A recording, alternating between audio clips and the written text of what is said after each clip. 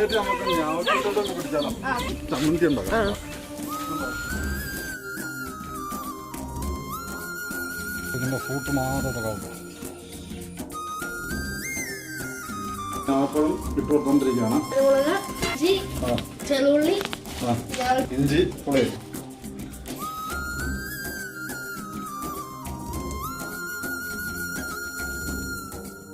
അങ്ങനെ നമ്മുടെ സാധനം റെഡിയാക്കും. ഇപ്പോഴും ചമ്മന്തി ടേസ്റ്റ് ചെയ്താലോ ക്യാമറമാനെ കൊടുത്തേക്കാം.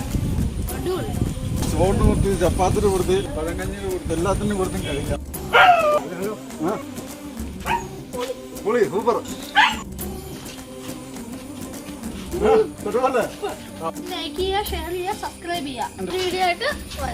കളിക്കാത്ത ഏത് ടീം ജയിക്കൂടാ? പൊട്ടുവോ?